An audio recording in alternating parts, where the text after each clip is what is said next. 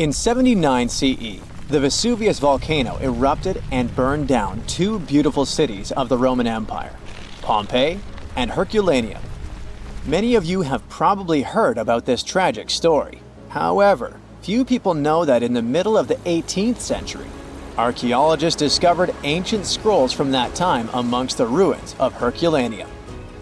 For any scientist or historian, such a discovery is a treasure trove that offers insights into the thoughts and lives of people from over 2,000 years ago. However, the problem was that 1,800 scrolls were found in very poor condition, singed by the heat of the volcano, coated in ash and soot. They had become hardened black lumps. Brittle as coal, any careless movement could destroy them. Scientists were aware that invaluable knowledge from an ancient Roman library was concealed within, and endeavored to decipher the texts. One method was to cut the scrolls in half and scrape off the thin layers of solid dust and ashes. Then, the researchers created a special machine that could slowly unroll the scrolls. They managed to read a few words, but unfortunately, such methods damaged and even destroyed some of the artifacts. In those instances, archaeologists could only wait for advancements in technology that would allow them to unfold and read the scrolls. And finally, this day has arrived.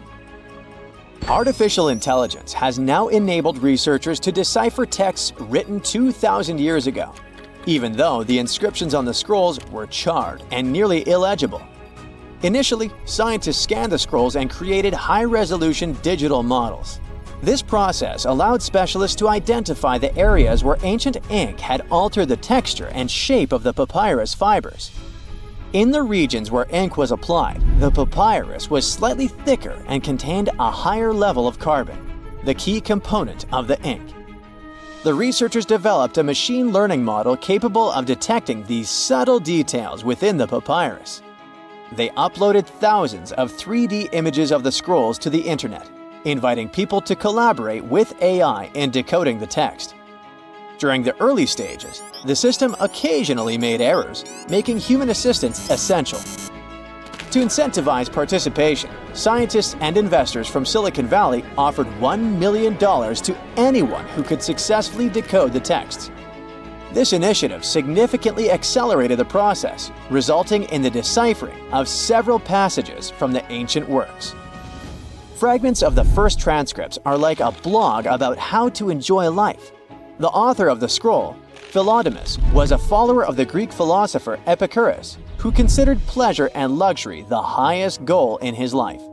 So, Philodemus thought so too. We do not right away believe things that are scarce to be absolutely more pleasant than those which are abundant. It feels as if it was written by some modern influencer talking about a detox program or a diet. It seems that people who lived 2,000 years ago were almost the same as modern ones. Philodemus was apparently a wealthy man, because he lived in a villa that may have belonged to Julius Caesar's father-in-law. In his works, the author criticized the Stoics, who couldn't say anything about pleasure at all. Philodemus was such an ardent fan of Epicureanism that one of the scientists compared him to a guy who collected albums from only one band and nothing else.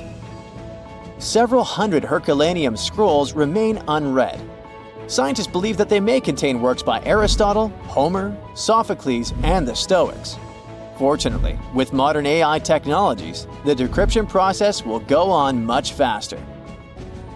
But how did historians and linguists decipher ancient texts in the past centuries?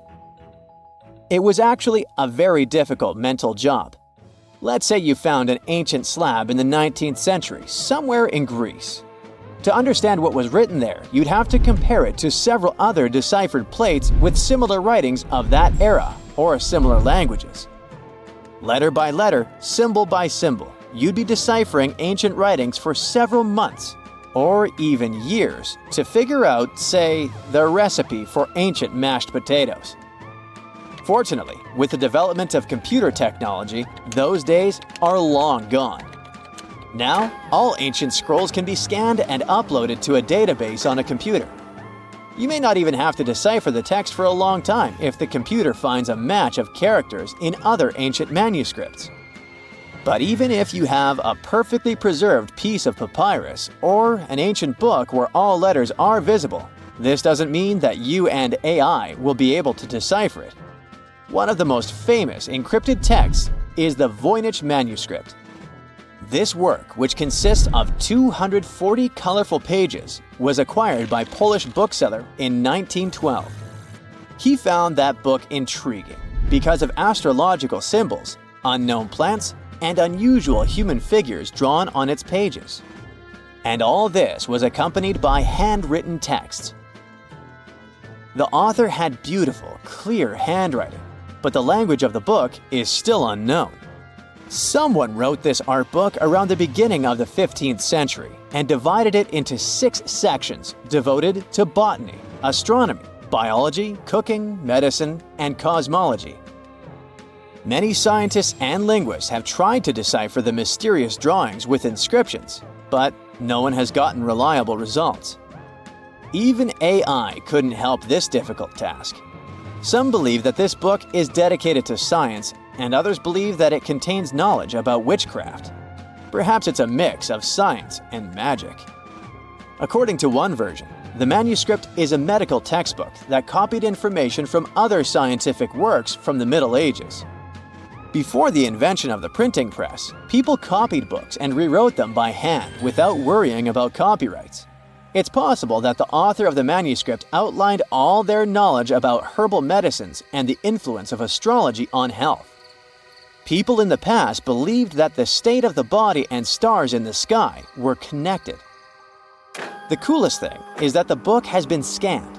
You can download it in high resolution and try to decrypt it yourself. Who knows? Maybe you will succeed and get some ancient secret knowledge. An unknown language or poor text condition may not always be a problem for linguists. Imagine that you open some copy of classical literature dated to the 19th century. You read the pages carefully, and at the end of the day, you feel slightly unwell. You read the book every day and feel worse and worse. At some point, you go to the hospital, and doctors tell you that you've been poisoned. Yeah, sometimes working with old books can be literally dangerous for your health. There are even catalogs of poisonous books in the world. They are toxic not because someone intentionally sprayed them with poison to hurt the reader, but because people wanted to make books look more colorful. Recently, 2 such books have been withdrawn from the National Library of France because of their bright green covers. The pages were ordinary, but the hardcover could have been coated with arsenic. The mass production of books took place in the 19th century. Book publishers wanted to release as many copies as possible, so they used not expensive leather covers for them, but cheaper fabric options. To make a book attractive to customers, they painted them in bright green, yellow, red, and other colors. They got the green color of the cover thanks to the bright pigment created from copper and arsenic. It was a very cheap dye, but brighter than other dyes containing copper carbonate. An arsenic dye was used not only for books, but also to create candles and wallpaper. The problem was that the dye's pigment decomposed quickly and released toxic carcinogenic fumes. Arsenic caused severe health problems. People calmly lived in their homes and couldn't understand what was happening to them. The same thing happened to many readers of that time. It was only by the end of the 19th century that people stopped selling toxic items. Now, to read a poisonous book, if you want to do it that is, you have to wear gloves and a protective mask. And after work, wash your hands thoroughly. If you come across a well in Portugal, resist the temptation to gaze into its depths. The inverted tower in the enigmatic city of Sintra sends chills through those who encounter it as it spirals down a daunting 88 feet into the underground. It certainly wasn't designed to collect water, yet its true purpose remains a closely guarded secret. Dating back to around 1904, this well could have been involved in a mysterious initiation tradition from the Knights Templar. The Templars had faded into history almost 6 centuries before the construction of this pit, but their enigmatic traditions were revived by later generations. So one theory says that candidates seeking to join the group back then had to confront their deepest fears by facing this well, descending its spiral staircase blindfolded. When they reached the bottom of the inverted tower, they removed their blindfolds and were faced with this frightening sight. The only way out of this dark labyrinth was to keep looking up and following the light. Now imagine yourself browsing the shelves of a used bookstore until you find a book with an alphabet you've never seen before. You decide to use an image translation app but find no matches. Intrigued, you buy the book. Then you show it to your friends and family, but nobody recognizes that alphabet. Rare book dealer Winfried Vonnig probably experienced the same frustration back in 1912 when he acquired what would later become the most enigmatic book in the world. The work is known today as the Voynich manuscript, and it's written entirely in an unknown language that no one has deciphered yet. The pages of this 15th century codex are filled with botanical drawings, but these aren't typical daisies or roses. In fact, they don't resemble any plant species that we know of. What makes things even stranger is the illustrations of unfamiliar constellations and women swimming in green baths. Delving deeper into the realm of mysterious texts, we set off on a journey to the Qumran Caves near the Salt Sea in the Middle East.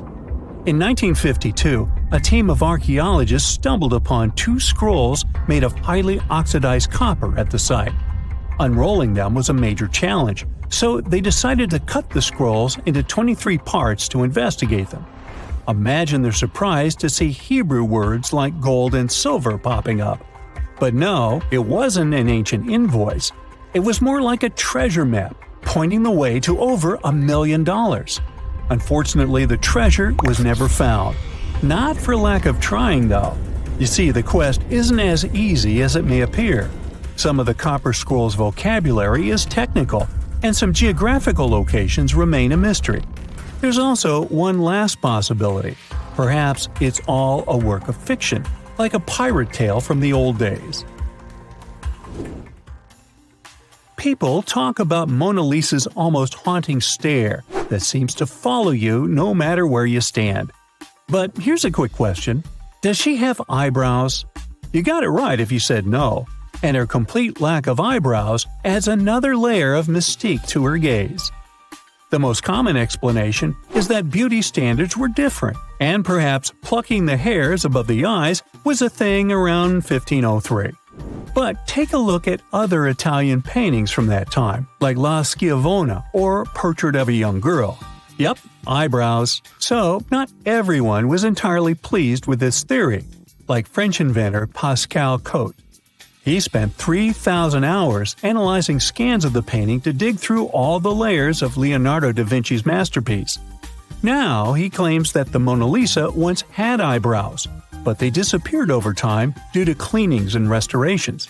Some historians, however, still question his findings, which means that Mona Lisa's style, or a lack of it, remains an unsolved mystery.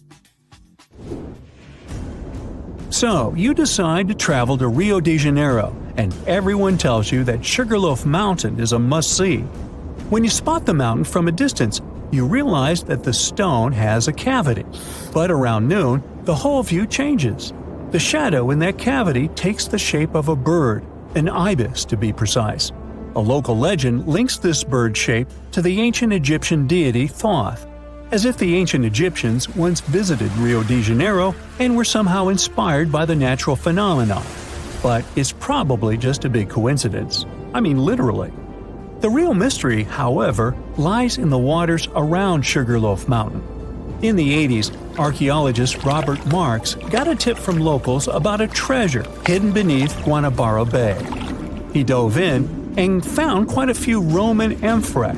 You know, those ancient vases with 2 handles?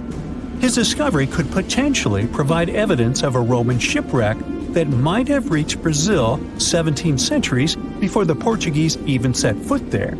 However, he couldn't proceed with his research, and to this day, the idea of the Roman presence on Brazil's coast remains uncertain. The true location of Cleopatra's tomb isn't the only ancient Egyptian mystery. Many secrets are carved into the walls of ancient structures, like in the Temple of Seti I. Take a close look at this hieroglyph, and you'll notice that it resembles a modern-day helicopter. Look to the right, and you'll see an engraving that looks like a submarine. Odd, right? The most reasonable explanation for this has to do with the legacies of different rulers. When a new pharaoh came to power, they had their own hieroglyphs added over the original ones. But this is still a topic of debate, as some Egyptologists believe that these mysterious hieroglyphs may represent some kind of ancient technology. The same applies to the Dendera light.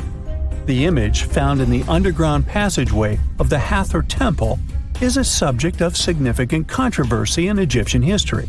Some researchers suggest that the inscription simply represents a rising sun, while others interpret it as evidence of some kind of modern lighting system. And it does indeed resemble Crookes' tube, one of the early experiments with electrical discharges. Although there's no concrete evidence of ancient Egyptians having modern electricity, some historians believe that this theory could help explain why many discovered tombs don't have any residues left behind from the use of oil lamps or candles. A lot has been said about the mysterious pyramids of Egypt, but many people tend to forget that other inexplicable structures had already existed even before them. Our next stop takes us to Turkey. The top of a hill known as Göbekli Tepe, near the city of Urfa, holds an ancient secret. It features more than 20 circular stone enclosures dated back over 11,000 years. Many of these have heavily carved stone T-shaped pillars adorned with eerie human figures with folded hands. The most accepted theory is that it's the world's first temple, likely used for rituals or social events. But the greatest mystery lies in how it was built, as this site existed before the domestication of animals or the use of metal tools. So the construction must have been very difficult, challenging our understanding of the historical timeline. Now, I hope you're not afraid of heights, because we're about to take a flight over the Nazca Lines.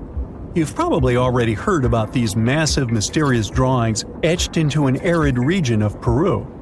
They come in many different shapes, like a spider, a monkey, and even a Google-eyed ET that is probably just a fissure.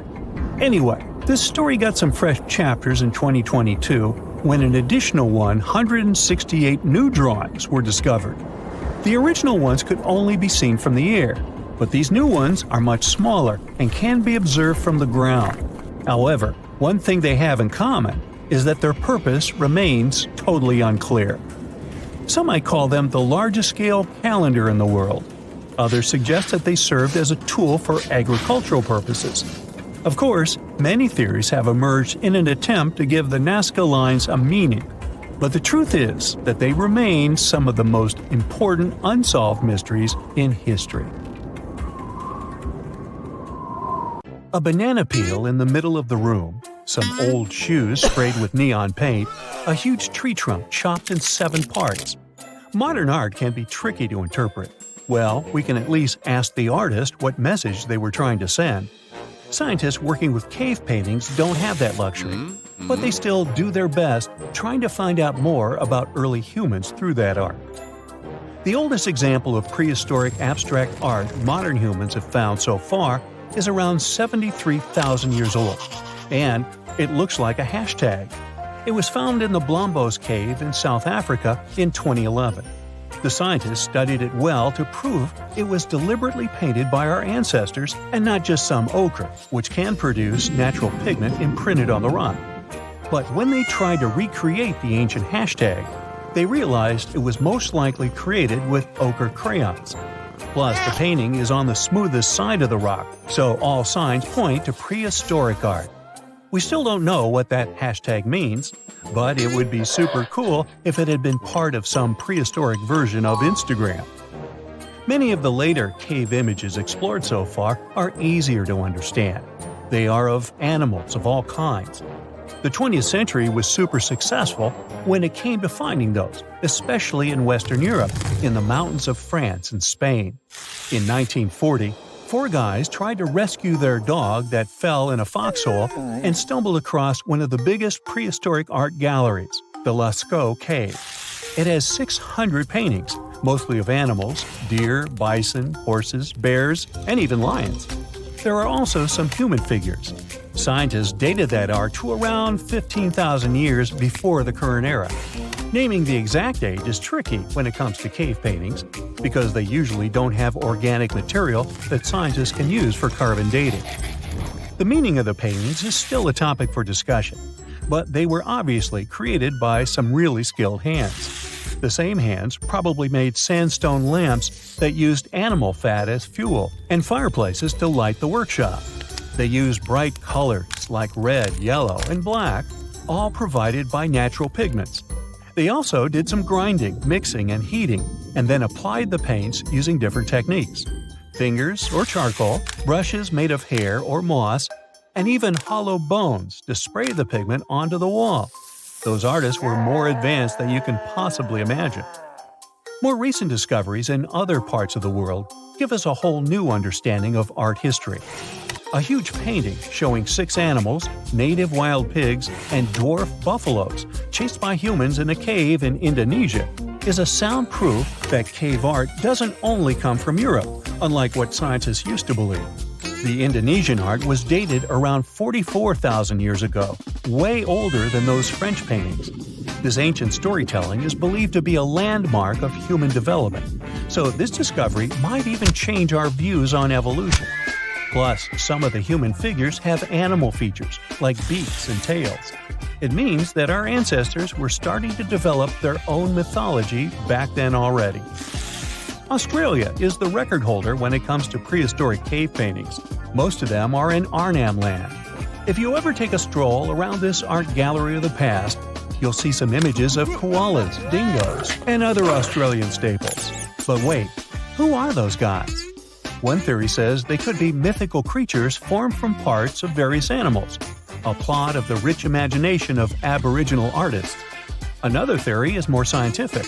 They could be animals that had long gone extinct. Researchers tried to recreate the looks of ancient animals using incomplete skeletons they had found. But those guesses could be wrong because a skeleton doesn't let us see the fur, fat, and other features, and the portraits could be wrong. And while technology is pushing science forward, we might actually look for answers in the past crayon sketches for answers. One of the animals that often pops up in the Australian cave chronicles is medium-sized and looks somewhat like a dog. It seems to resemble a Tasmanian tiger that was wiped off the earth in the 20th century. Closer studies prove that it could be a way more ancient animal, though, the marsupial lion, which went extinct around 30,000 years ago. It had broader and shorter jaws than the most delicately built Tasmanian tiger, and large, heavy forelimbs with long claws. One of the paintings is missing stripes, which are a distinctive feature of any tiger. Archaeologists suppose that those ancient artists could have just painted over the stripes after the tiger had gone extinct. That's one prehistoric way of deleting a photo with your ex from your social media. Another prehistoric animal that probably got painted over and out of history is the giant kangaroo at the Uber Rock Complex. This guy was not much like the kangaroos we know and love today. It had a thick body with a long neck, and it preferred hunching over to standing upright. Its tail was thick from beginning to end, and it had a short muzzle. Scientists analyzed all the species of short-faced kangaroos that have lived down under along with the humans. They then chose the one that matched the most. It was twice as large as present-day roos and was too heavy to hop. There's also a smaller image atop the kangaroo portrait. It's a bird with feathers but no wings. It could be an extinct emu or some other flightless bird of the past. Australian caves aren't the only visual encyclopedia of extinct megafauna. The Amazon is hiding an 8-mile-long stone canvas with images of animals that were here at the end of the most recent ice age. One of these animals is the mastodon, the great-grandparent of modern elephants, a member of the mammoth family. They were shorter than their descendants, and their skull was lower and of simpler construction. Their legs looked too short for their long bodies. What were they doing in the Amazon? It looks like they came here when the climate in the region was changing, and so did the vegetation of the forest. Madagascar, known to anyone who has seen the animated movie with the same name as the land of King Julian and his supporters, has its own cave paintings. And yes, you can see the giant lemur there. Those guys grew as tall as gorillas and shared the island with now extinct elephant birds and other creatures you'll probably be happy you won't meet. We still don't know why and how the giant lemurs had gone extinct. But since rock art often shows humans chasing the more contemporary lemur version, that could be the answer. If later cave art serves as an encyclopedia of extinct megafauna, the earlier, more abstract version could be proof that Neanderthals had their own language. Scientists see a direct link between the ability for symbolic thinking and the ability to have a language. A professor of linguistics and Japanese language and culture at MIT says that it's tricky to study language history because it doesn't fossilize. Linguists have to look for other artifacts that could answer their questions. Cave art could be one of those. Another thing that could help scientists is analyzing the acoustics in cave art areas. Their placement might not be random.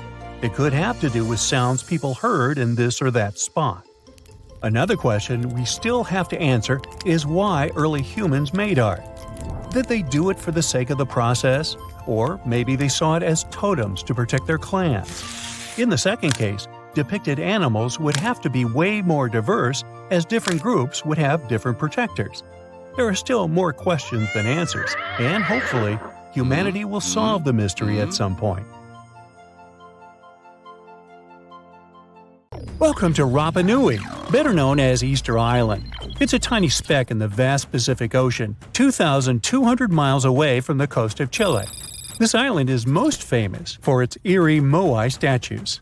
This place is also home to one of the most mysterious writing systems in the world, called Ronga Ronga. We found it on 27 small wooden tablets. For years, historians have been arguing about the true history of these tablets, and now we might have found the truth.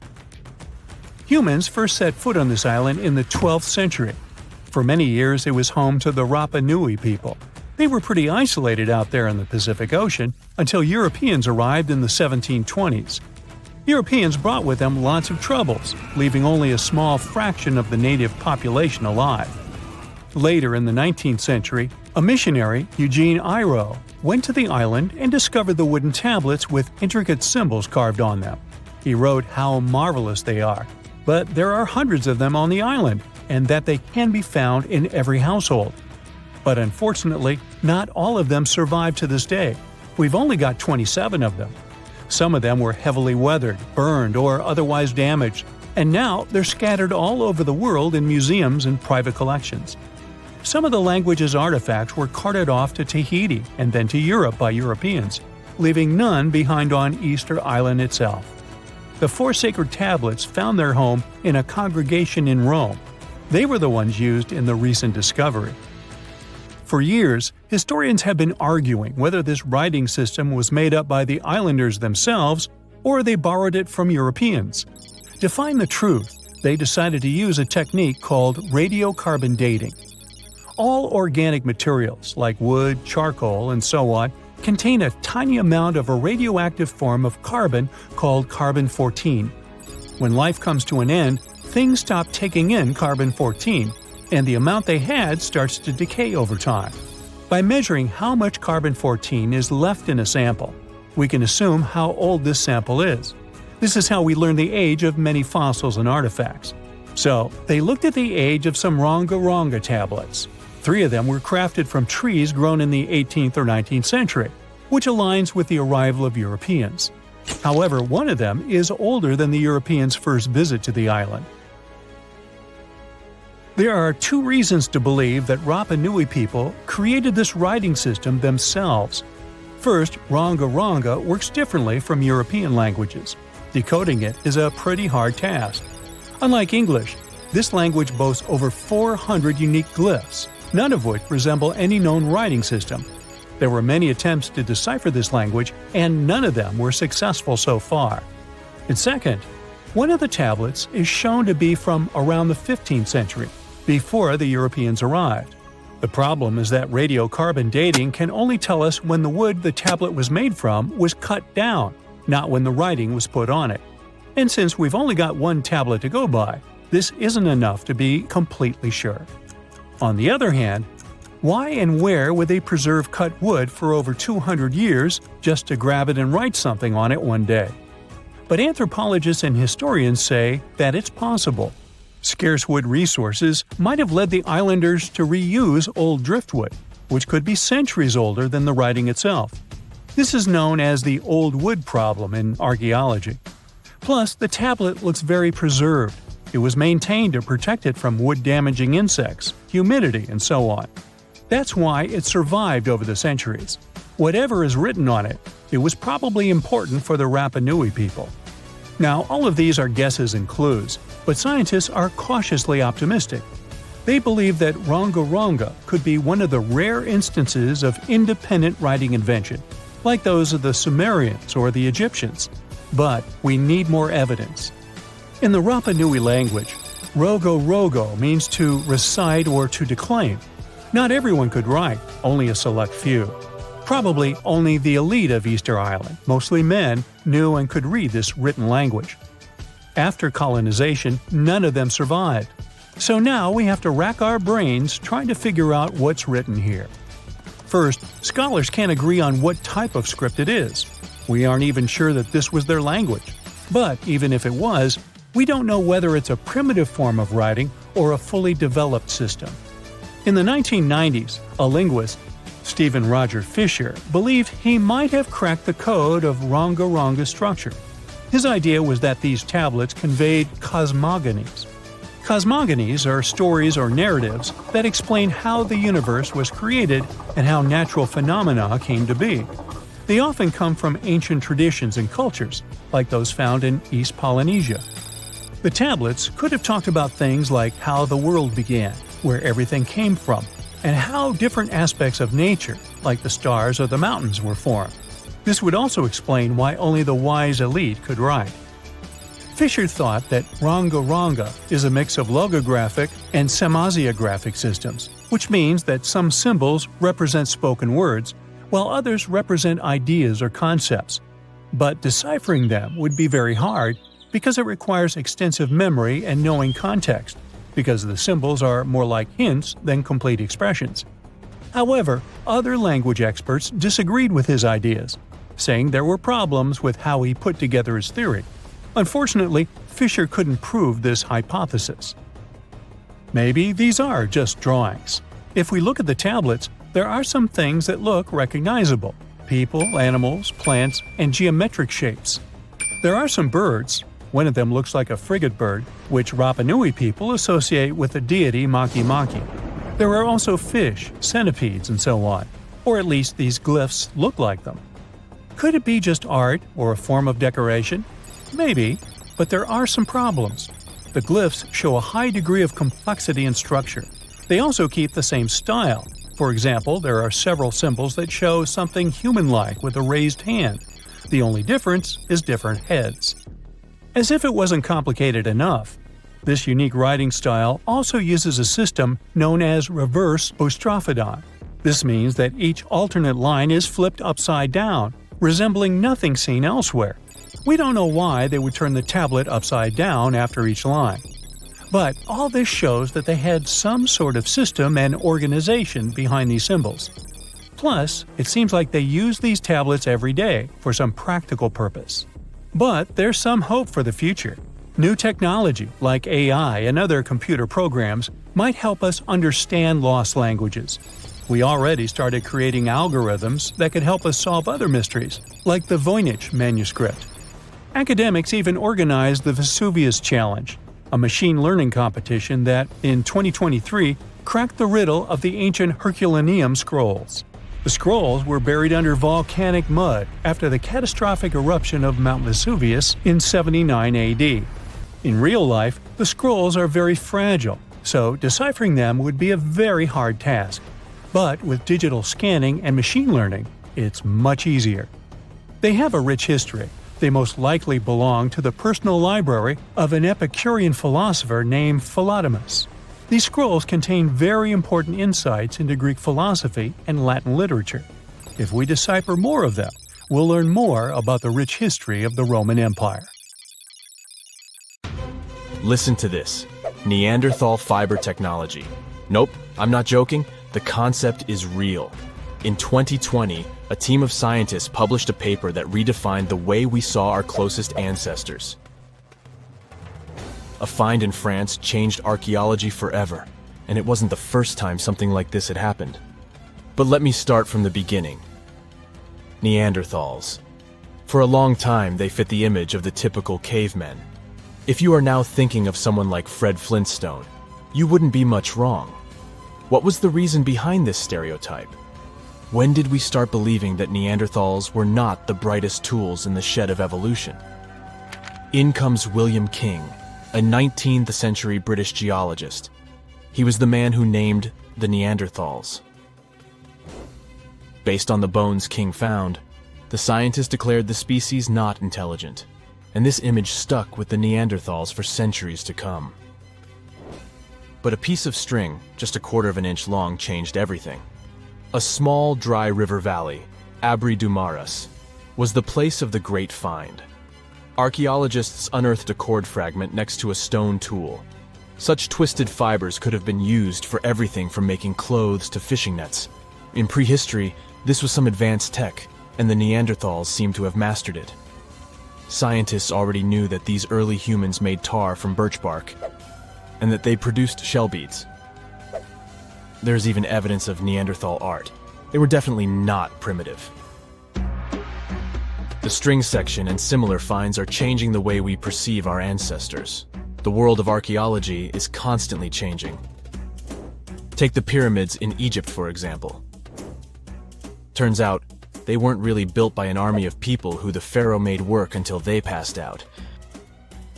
Herodotus, the famous Greek historian, was the man who started the confusion. He claimed, in 500 BCE, that 100,000 men took part in the construction of the Great Pyramid in Giza. He made no mention of who they were and why they were building the pyramids. That's how the myth started. Huge stone slabs pulled by humans, driven by a foreman with a whip. But Egyptologists would beg to differ. Those are the scientists who study ancient Egypt's culture. Fairly recently, they uncovered a workers' village that told a different tale. Yes, there was evidence of hard work on the workers' bones, but the construction industry is demanding even today. It took almost 6 years for 12,000 workers to complete the world's tallest building, Burj Khalifa. Back in Egypt, 3 times more workers finished the Great Pyramid in around 2 decades. An impressive feat of ancient engineering, wouldn't you agree? Superiors looked well after the Egyptians who built the pyramids. Their diet was rich in protein. They had medical care and they got paid properly. In fact, they lived better than the non-working population. And they lived with their families near the construction site.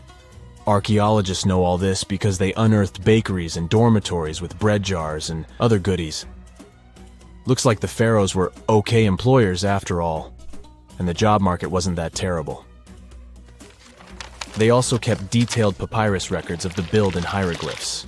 You and I wouldn't stand a chance of reading these letters that resemble images. Egyptologists had the same problem. For over a millennium, no one had used this type of font. And it's not like there was an English ancient Egyptian dictionary you could open and find meanings of words. But all this changed in 1822. A couple of decades before, the French found a broken slab of black granite. The stone contained one text in 3 scripts: Ancient Greek, Egyptian hieroglyphs, and Demotic. The last one was also the Egyptian language, but in a simplified script. Scientists dated it back to 196 BCE. The content is a religious proclamation. A French philologist and Orientalist, Jean-François Champollion, was the first one to crack the code. You see, people haven't forgotten ancient Greek letters. The Frenchmen successfully matched the Greek letters with the ones in the Egyptian script. And voila, we were finally able to read hieroglyphs. The name of the piece of granite that made it all possible was the Rosetta Stone. The importance of its discovery went beyond archaeology. The word Rosetta Stone even entered the English dictionary. It represents a discovery that helps people understand an enigma that has been puzzling them for a long time. There are similar games. A symbol is attached to a particular message. Then you have to decode the message by replacing the symbol with a corresponding letter. In a nutshell, this is what scientists did with the Rosetta Stone more than 2 centuries ago. Do you know what is the oldest deciphered language in Europe?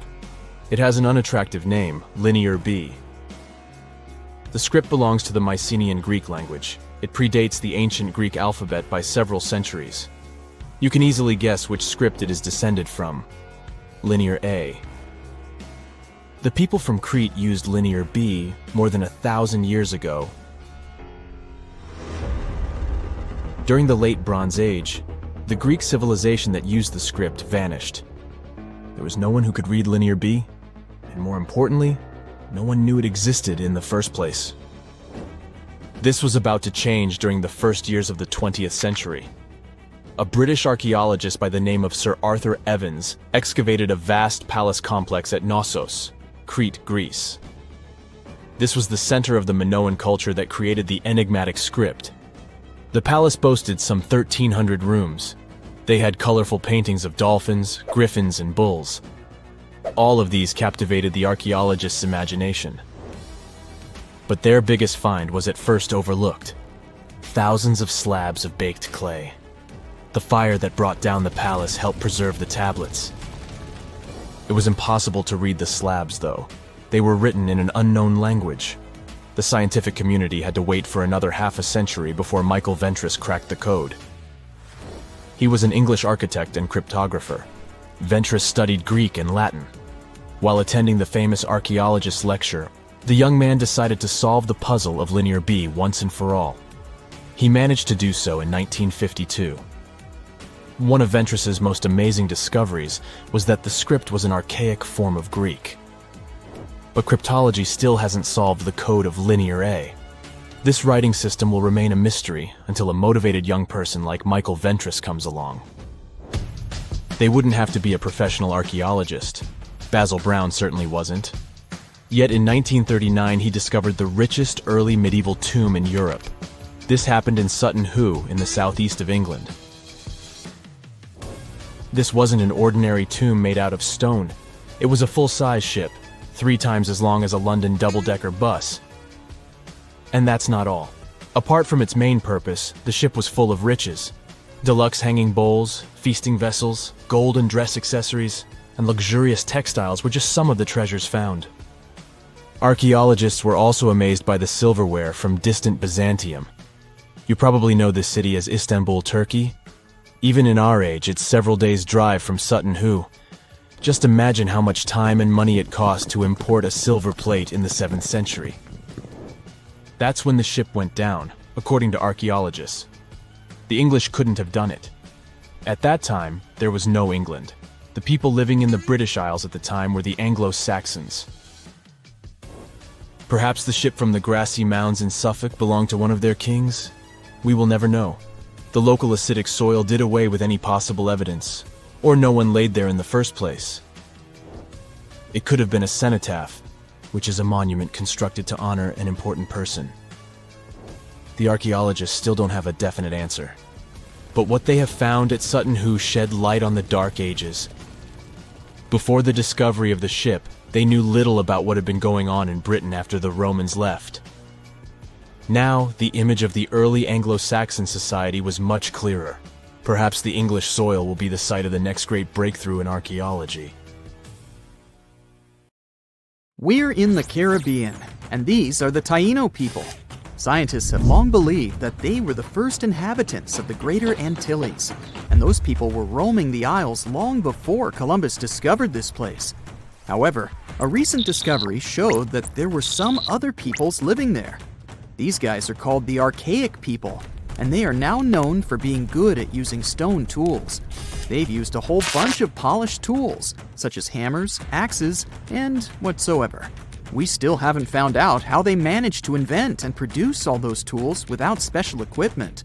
Scientists are now looking for a sort of necropolis, or a similar archaeological site, to find out more about these people. Another curious settlement was found a couple of years ago, not far away from Florida. This one is pre-Columbian too, but it seems that the dwellers there were more into fashion than crafting using stone tools. The scientists discovered a complex of 37 oyster shell rings. There were many households with these rings, and the locals would produce beads from the shells of marine creatures. By the way, long ago, beads weren't intended only for fashion, but they were also an important social instrument. People would sew them on their clothes to manifest their power or wealth. Sometimes archaeologists manage to discover whole cities. This is exactly what Eleni Korka, an archaeologist from Greece, did. She found the lost city of Tania back in 2018. It wasn't a lucky coincidence. The whole search took as much as 34 years. By the way, Tania was even considered a mythical city. The city of Tania was a Trojan-founded city, and the ancient texts claimed it was incredibly wealthy. Well, seems like the texts were true.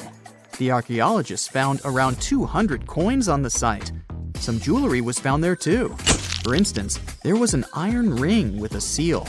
They also found a gold coin that was supposedly used to pay for a journey to the afterlife. Yeah, back then, people believed that it existed, and they needed to pay for a ticket to get there. The discovered clay, stones, and marble floors help us imagine what their dwellings looked like. And the archaeologists also found some vases there. One of the earliest examples of human-made art is located in the cave of Altamira in northern Spain. The paintings in a Paleolithic cave are so special because they're not monochrome, but have several colors combined. Still, these earliest masterpieces were hidden for a long time. They were only discovered in 1868, and today, this cave is a UNESCO World Heritage Site. Despite how old these paintings are, they're well preserved because they've been well isolated for all this time. Since the gallery was located deep in a cave, it was almost impossible for external climatic influences to ruin these prehistoric masterpieces. We are now in England, 2009. Meet Terry Herbert, a member of the Blockwitch Research and Metal Detecting Club. One day, he was casually inspecting plowed farmland in Staffordshire with a metal detector. I guess he must have wanted to find something special, but I bet he didn't expect to find what he actually stumbled upon. He discovered something that scientists later called the largest hoard of Anglo-Saxon gold and silver metalwork ever found. There's a list of items discovered, but if I start reading it to you, it's going to take me a really long time. To make a long story short, the archaeologists found 11 pounds of gold, 3 pounds of silver, and about 3,500 pieces of jewelry. No wonder this discovery is called the Staffordshire Hoard. The Birmingham Museum and the Art Gallery and Potteries Museum chipped in and bought the entire collection for over £3 million. Messages in a bottle are a famous cultural phenomenon we often see in movies, but it turns out this method of preserving letters is quite efficient. This is proven by the Dead Sea Scrolls. Back in the 1940s, Bedouin shepherds discovered 7 scrolls contained in clay jars in a cave. These scrolls were determined to be around 2,000 years old. But these manuscripts were only the beginning of a number of great discoveries.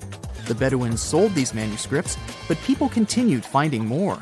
The last discovery took place in 2021, and who knows, maybe there's more to find. Another piece of art recently found in a cave was a painted shell. This fossil was discovered in northern Italy, and scientists believe such fossils were collected by Neanderthals. This find is curious for a reason. Neanderthals are believed to have been quite primitive, but this shell proves the opposite. Back in 2004, Robert Muckle, an archaeology professor, heard about a peculiar site hidden in the forest of the North Shore Mountains of British Columbia. Robert knew that a few old cans and a saw blade had been found there. This place was believed to be a sort of logging camp, but a thorough excavation that took 14 years to complete revealed something different. Turns out, it wasn't a logging camp, but a long-lost Japanese settlement. The archaeologists found around 1,000 items, such as white and blue rice bowls, teapots, pocket watches, sake bottles, and buttons. The ceramics weren't that well preserved, so they only discovered hundreds of fragments. In one of his interviews, Robert mentioned that they also found remnants of a bathhouse. The community that lived there was pretty small, since there were only about 14 houses found. The scientists believe that they must have lived there in secret. People have changed their preferences over the centuries. Fashion has certainly changed, and our houses too, not to mention our technologies. But there's one thing for sure that's been unchanged: our love for food. Scientists managed to discover some of the oldest examples of people's favorite food. They inspected some ancient pottery and managed to find traces of best-loved food dating back to around 2000 BCE. It all happened in Sicily. And guess what that food was? No, it wasn't pizza or pasta, but olive oil. And there's more. Researchers from Egypt discovered some lumpy substance in some ancient pottery, which turned out to be cheese. It dates back to the 13th century BCE. I guess it didn't smell nice, since that cheese is estimated to be over 3,000 years old and was bacteria-ridden. Cool fact here, this cheese must have been quite exquisite. After studying it, scientists came to the conclusion that it was cooked with a variety of milks. They claim ancient people used a mixture of cow's milk and sheep or goat's milk. You probably thought, hey, you mentioned olive oil and cheese, but what about bread? Sure, bread is inseparable from almost any culture, and different people have had their own type of bread. And there's scientific proof that bread was one of the first dishes people learned how to cook. A group of archaeologists found some bread that was over 14,000 years old. 14,400 years old, to be precise. What's weird is that people back then weren't familiar with agriculture. They were hunters. And technically, this old bread predates the age of agriculture by 4,000 years. Yeah, there's still much to learn about the ancient world. Here comes the, not the sun, and the Beatles song, but here comes the bonus fact. And right, it's about the Beatles. Yeah, I know, they're not exactly new. The band was formed in 1960. But not all of our facts have to be thousands of years old to be cool. Back in 1966, the Beatles did a live performance of their song Paperback Writer on the TV program Top of the Pops. The BBC somehow didn't record the performance, and all the fans were sure it was lost. Nope. Turns out that David Chandler, a fan of the Beatles, recorded the show with his personal camera. It was long forgotten and stored in the attic for many years. The recording was rediscovered in 2019. I guess that's a pretty cool find. Phantasmagory is said to be the first animated film ever. It was made in 1908, and it's one of the earliest examples of hand-drawn animation. But did you know that ancient people entertained children with cartoons about 2.6 million years ago? A new study reveals that ancient people were the ones who first made pictures look animated. How? They carved pictures of animals on stones and placed them around fires. When the light starts bouncing around, those ancient animals just can't help but shake it and shimmy. The prehistoric carvings come to life in the flickering firelight, with those animals jumping in and out of focus like they're ready to party. Imagine how fun it would have been for prehistoric families to sit around a fire and create these animated carvings. It turns out that even some of the ancient wall paintings and carvings found in caves were inspired by their appearance in the moving light and shadows of flames. So, basically, these old-timey carvings were made to come to life when firelight hit them. And now researchers made a movie showing that cool effect on a 3D model of some horse engravings. The study says our brains are wired to see moving things in changing light, which is why these carvings probably mattered to our ancestors. In other words, cave people were like, hey, let's carve some cool stuff on this rock, and when we light a fire, it'll look like it's moving. And now these scientists were like, that's awesome! Let's make a movie to show this, everyone!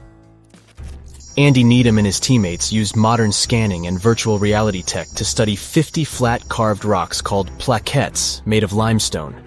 These rocks were found in southern France back in the 1800s and now sit in a museum in London. They are covered in 77 realistic carvings of all sorts of animals, like horses, reindeer, and chamois. Apparently, Homo sapiens, with a lot of time on their hands, made these engravings a whopping 12,000 to 16,000 years ago. Needham realized that many of these carved rocks were harmed by fire, some covered in white ash, others dried or fractured because of heat. Upon closer examination, he discovered pink bands of discoloration resulting from iron deposits in the stone. What's more interesting is that the animal engravings were often superimposed on top of each other, sometimes even melded together or fitted around each other like some kind of prehistoric animal jigsaw puzzle. Rather than tossing out the old and starting anew, the ancient artists took animal body parts to create new hybrids. For instance, one of the rocks depicts both a horse and a wild cattle-like creature known as a bovid. In this masterpiece of prehistoric art, the horse's abdomen and neck become the back and neck of the bovid, while the horse's head forms the bovid's ear. What a creative way of recycling. Researchers believe that the prehistoric rocks from Montestric were used as primetime entertainment for our ancestors. More than one person carved the animals. People from different levels of skills showed their artistic glory, and it was a group effort. The fact that these rocks were found together also suggests that this was a community activity. So it's like families were all gathered around the TV, carving rocks and cheering on their favorite carved animals. Who needs Netflix when you have Paleolithic TV? The engravings on these rocks and the signs they were exposed to heat suggest they were created to look like they were moving. Sometimes you see different animals in different poses, so one would come to life, and then another, and then a different one. It's like a Stone Age version of Disney. Similar techniques might have influenced some of the ancient cave paintings, such as those at the breathtaking Chauvet Cave in southeastern France. The animal portraits there are also overlaid on each other, and some look like they were heated by fires underneath them, which means that our prehistoric ancestors might have been the first animators in the world. Alright, since we talked about young people's favorite pastime activity, shall we take a trip back in time to discover the world's oldest toys? One of the most ancient toys discovered was a simple ball made from clay and found in the ruins of ancient Mesopotamia. It might seem like a simple toy, but our ancestors were playing with them as far back as 3000 BC. But back then, they didn't have fancy video games or elaborate board games, so a ball was the pinnacle of entertainment. But the Mesopotamians weren't the only ones having fun. In ancient Greece, children played with dolls made of clay. In Egypt, kids had toys shaped like animals, but they also had dolls made from materials like clay, papyrus, and ivory. But the most impressive thing about these dolls? They had movable limbs. That's right, our ancient ancestors were playing with articulated dolls before it was cool. But it's not all fun and games. Toys also had a practical purpose back in the day. In fact, many of the toys discovered by archaeologists were actually used to teach children important skills. For example, Egyptian children played with dolls that were shaped like doctors, which helped them learn about medicine and healthcare. And let's not forget about the toys that were used to train future warriors. In ancient China, kids played with toy horses and chariots, which helped them prepare for a life of battle.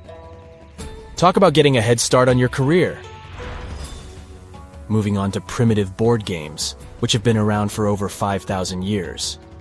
The oldest board game is called Senet, and was discovered in ancient Egyptian tombs. It's a bit like a cross between chess and backgammon, and it was so popular that it was played for over 2,000 years. Now that's a game with staying power. But let's not forget about toys for the little ones.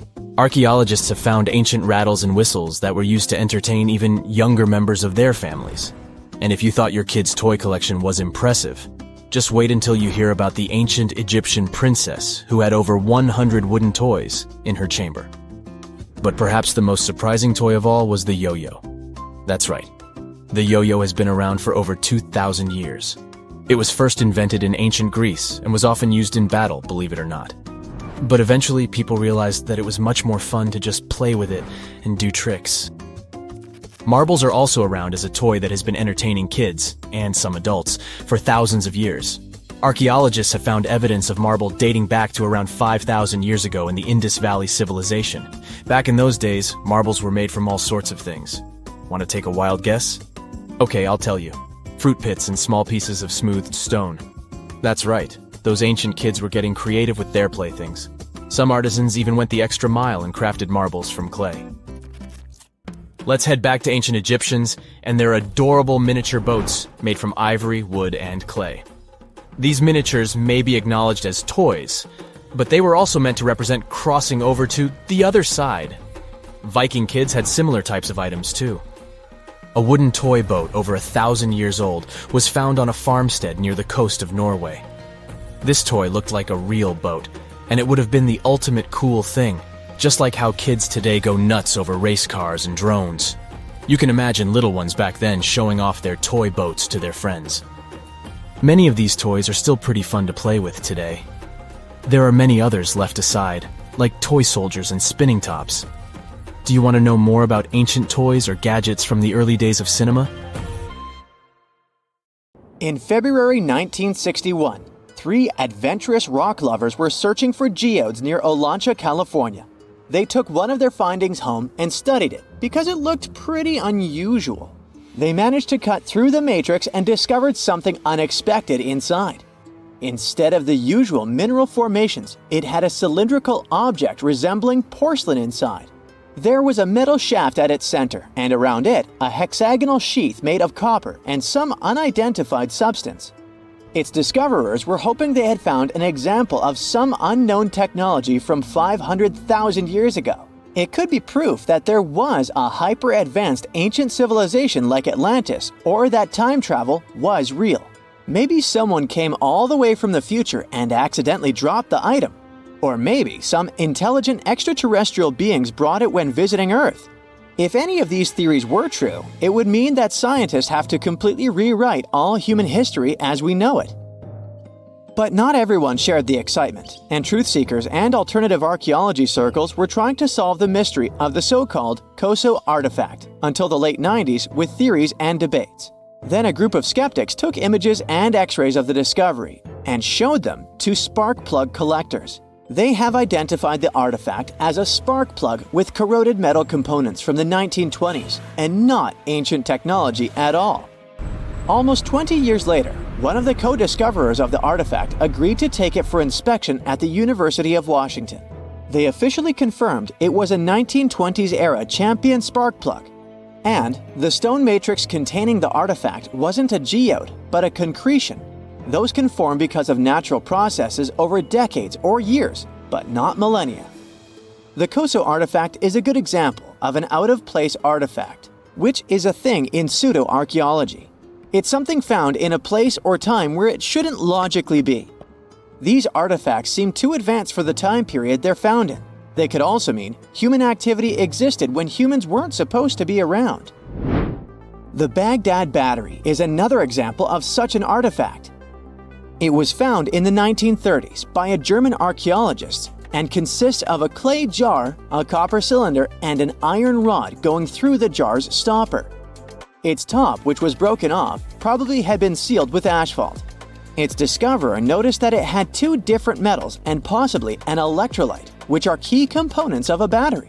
There are no ancient writings to support this theory, but when scientists ran tests and filled it with an ionic solution like vinegar or wine, it showed that it could conduct electricity. If it really was a battery from 2,000 years ago, it might have been used in ancient medical practices, or even embedded in statues to make it look like they were buzzing to impress people. Kionich, who found it, believed it was used for electroplating, a process for coating metals. Even if it was used as a battery, the Baghdad artifact could only produce a small amount of energy, around 1 volt of electricity. So, some people believe it was used as a storage container for sacred scrolls. Back in the 1930s, a couple stumbled upon something strange while walking along Red Creek in London, Texas. It was a piece of wood sticking out of what looked like an ancient rock formation. Around a decade later, their son, who was really curious to find out its secret, decided to crack open the rock and found a surprisingly modern hammer inside. This discovery caught the attention of Carl Bau. a young Earth creationist who claimed the rock surrounding the hammer dated back to the Cretaceous period. He saw it as evidence against evolutionary theory. After some investigation, scientists proved that the rock was not as ancient as it seemed. Geological processes have just encased the modern hammer over time, so it wasn't evidence of humans coexisting with dinosaurs like the Flintstones, as some hoped. It was just a case of a miner dropping his hammer centuries ago and nature doing its thing. A Chinese archaeologist supposedly stumbled upon some caves that seemed to serve as a burial ground for small beings with big, oval heads. Alongside these remains, there was rock art depicting figures with round helmets, the sun, the moon, the earth, and stars connected by groups of pea-sized dots. They also found over 700 mysterious stone discs etched with spiral grooves. Things got even weirder when these discs were sent to a Chinese professor who claimed the grooves were actually written characters.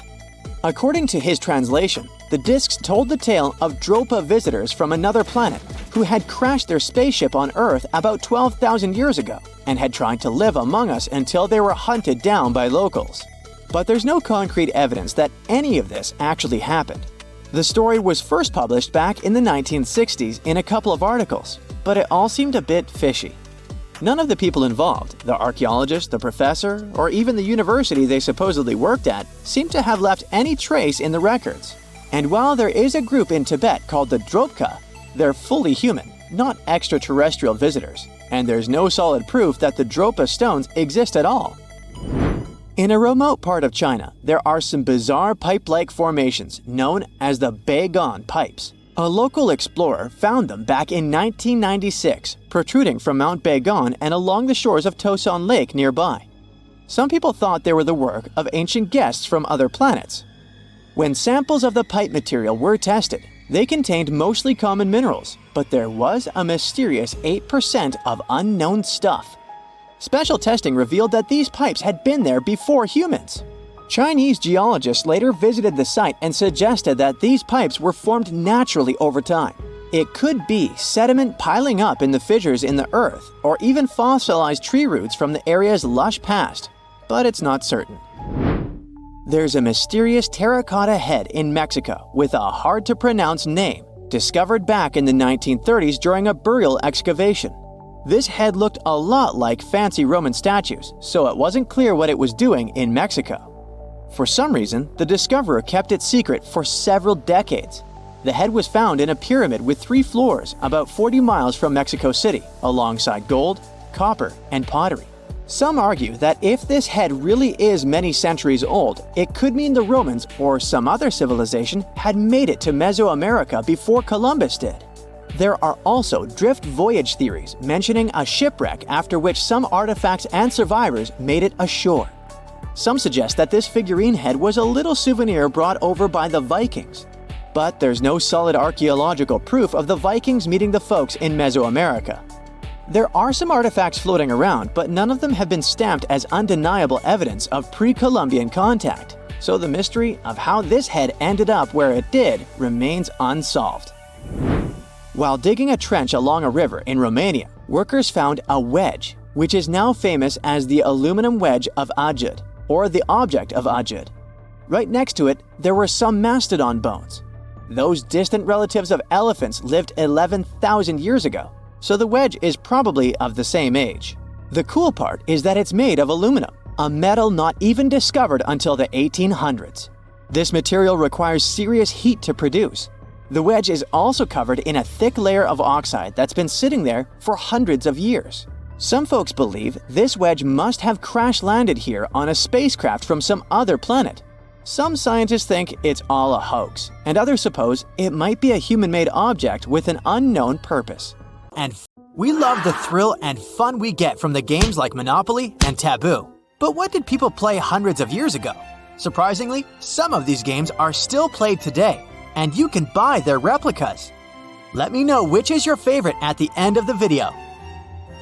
Let's start with one of the oldest board games in the world, the royal game of Also called the game of 20 squares, was invented around 4,600 years ago in ancient Mesopotamia. The game was rediscovered when the excavations started in the 1920s in the Royal Cemetery of Ur in modern-day Iraq. The game wasn't only played by royals. People from all social classes enjoyed this two-player strategy race game. It was popular all over the Middle East, but its fame reached other places like Sri Lanka. Okay, Brightside, tell me how this game is played. It's similar to backgammon. People competed to get all their pieces from one part of the board to the other. To win this board game, you need to have a strategy, but also you needed luck. Besides entertainment, this game had a special importance regarding fortune-telling. The events in the game were believed to mirror the player's future. According to this belief, the game transferred messages from deities or supernatural beings through the moves in the central squares. How come people stopped playing this game? Well, the game evolved with time, and then it was replaced with other board games. Senet is a board game from ancient Egypt dating to around 3100 BCE. The objective of the game is to take all of your pieces off the board. You get 4 or 5 colored pieces. Then you use Senet sticks as dice. Players take turns. There are special rules on how and when you can move your pieces. For example, if you throw the sticks and get one face-up stick, you can move one space, but also get an extra turn. Archaeologists discovered Senet boxes in the ancient Egyptians' tombs.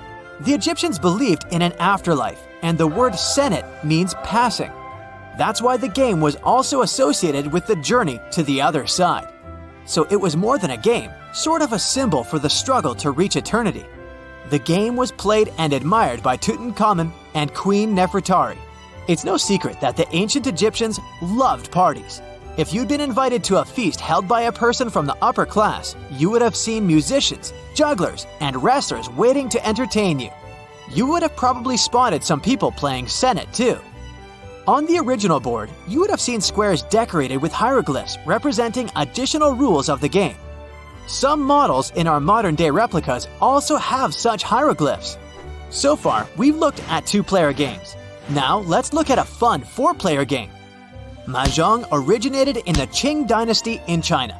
But the world record for the longest game, which was set in 2012 when the game was played for 33 hours, doesn't belong to the Chinese. But the biggest Mahjong party did happen in China. 2,380 people were playing the game at the same time. In this game, the player's goal is to form melds with tiles to get points. The highest scored player will be the winner. The winner should form a mahjong. The tiles are traditionally decorated with Chinese characters, bamboo branches, and dots. There are more special tiles that have symbols like dragons and flowers on them, and they serve different purposes. The game resembles rummy, a card game. Mahjong became popular in Western countries in the 19th century, and now you can find different versions of the game all around the world and online. Moving on to India. Krita Patram is an ancient card game. Handmade round cards are made out of cloth pieces. The cards are decorated with depictions of Ramayana and Mahabharata, which are India's greatest epics. So much so that they influenced the way of thinking and the belief system in the region. The game was played in the royal courts, but later it's believed to have been played by people from other social classes too. Before the game starts, a player assembles the cards into a deck and shuffles them to randomize the order. Let's return to ancient Egypt, but this time we'll have a look at a game that can be played by up to 6 people. Mehen got its name from a serpentine deity. It was played roughly between 3100 BCE and 2300 BCE. It's a board game in the shape of a coiled snake. The snake's body is divided into small rectangular zones. And yes, it's a snake game, but not similar to the one on old Nokia phones. Egyptologists say that this game is kind of a mystery because the rules and scoring system of Mehen is unknown. What they do know is that the game was played with sphere-shaped tokens. The players started the game from the tail and headed towards the head of the serpent, which was in the middle. The players had to race to get to the center. Additional lion-shaped gaming pieces added a little spice to the competition. The players had to strategically maneuver their pawns to special formations called blockades. There were some opportunities along the way for players to speed up the process through slides and jumps. This game had something in common with Senet, the other Egyptian game we've spoken about. Here too, the players had sticks to throw on the table, but instead of two colors, they had flat and round sides. Ludus Latroncalorum, aka Latrones, is a two-player board game from the Roman Empire. The aim of the game is to test the military prowess of the players. It's played on grids. The precise rules of the game remain a mystery, though many scholars have worked on several reconstructions of Latrones. Among multiple interpretations of the rules, one explanation is widely accepted. It suggests that players moved pieces in all directions, aiming to surround and isolate the opponent's pieces with their own. Captured tokens were then moved away from the board. This game resembles chess or draughts in terms of the rules, but this one is more about military tactics. Luckily, the famous Roman poet Ovid mentioned this game in his poems, and we learned some of the rules thanks to his poems. I guess Ovid was a fan of game nights. I'd love to see what a game night looked like back then. Another strategy game from the Roman Empire is Nine Men's Morris. This long-forgotten board game was rediscovered in 2018 during excavations. It originated in 1400 BCE. In this game, rivals control their armies that consist of 9 men. Each piece represents different qualities on the grid-like playing field. If your opponent cannot form a mill or lose all their pieces but 2, then you become the winner. In Norway, France, Germany, and many other countries, especially in medieval Europe, there were different variations of Nine Men's Morris. Interestingly, Shakespeare mentioned it in his famous comedy, A Midsummer Night's Dream. The next game is Wari. It's also known as Mancala. It became popular in West Africa and then spread to the rest of the world. Here, two players want to beat each other by planning their moves. This game requires mental skills and lots of practice. In other words, wearing your lucky t-shirt won't help you win the game.